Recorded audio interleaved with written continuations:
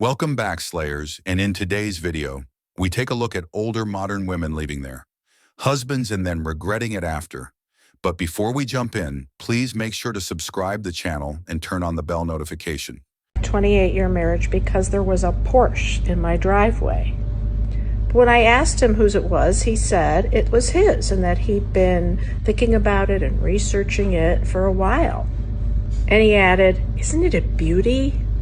I couldn't believe that he'd been actively thinking about getting this expensive car that he didn't need, and then got the car and never mentioned it to me.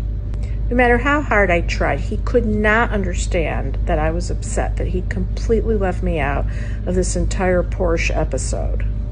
He was functioning like a single person.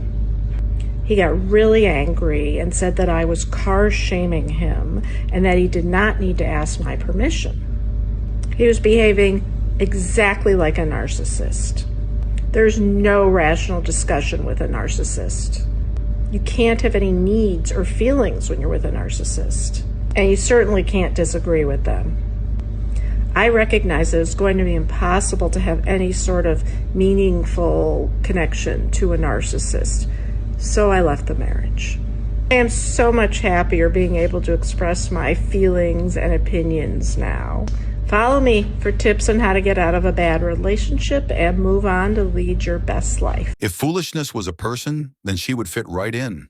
I mean, who leaves a marriage over a car? But I suppose it's good for him that he got that Porsche out on his driveway and this piece of trash out of his life. I'm divorced. I thought I'd be happier, except the judge set the child support amount at $326 a month. $326 a month for 2 kids for child support is what he has to pay me. $326 a month because he's not working, because he chooses not to. I was able to cross-examine him, which was fun. And I asked him how many hours a week he spends working or trying to sell houses, because technically he still has a real estate license, so technically he's still a realtor. He said 15 hours a week approximately is how many hours he works per week. Grown man, grown able-bodied man with transportation and no childcare to worry about, says he works 15 hours a week, which I think is kind of a high estimate. I'd put it more at like 0 hours per week. So $326 a month for 2 kids. Fun, right?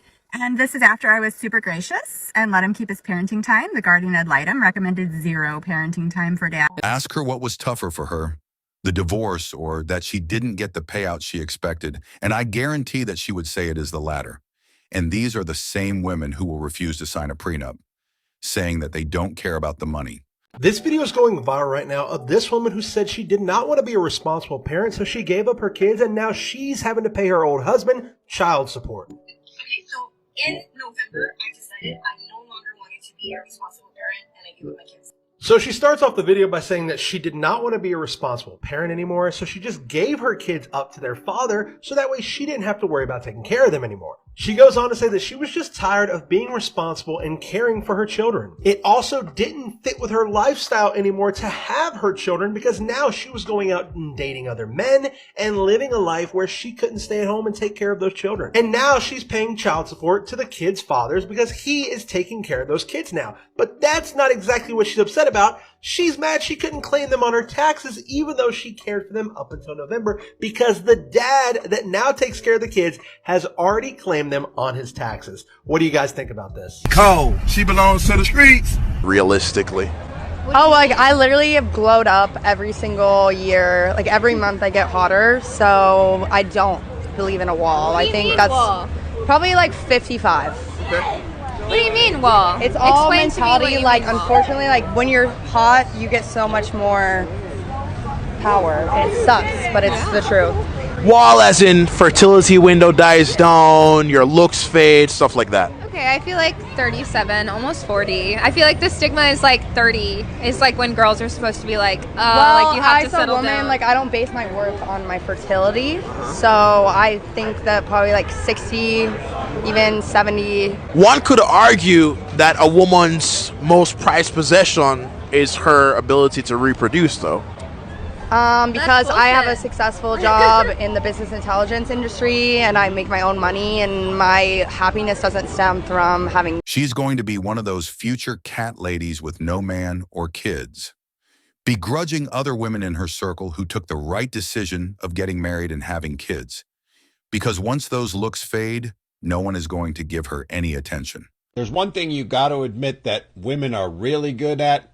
It's making everything about themselves. And that includes Father's Day, or as I usually refer to it, National Custodial Interference Day, because so many men are denied access to their children by vindictive mothers on that day. Now, we all know there's going to be a host of single mothers putting up posts praising themselves for being dad and all that other stuff. But then there's also this. So many women are let down by Mother's Day every single year, and I just want to give you permission. If you are one of those women who was let down on Mother's Day, match his energy. If he showed up with nothing, no card, no flowers, no gift, nothing, you show up with nothing. As I said, they always make it about them. Here she's telling women to match his energy and give him the equivalent on Father's Day that she got on Mother's Day. But it begs the question, what did she do the prior Father's Day? You see, she's not going to talk about how she completely ignored him then. She's not going to talk about how in the years since then, she's done nothing but bitch and complain at him, never acknowledging or appreciating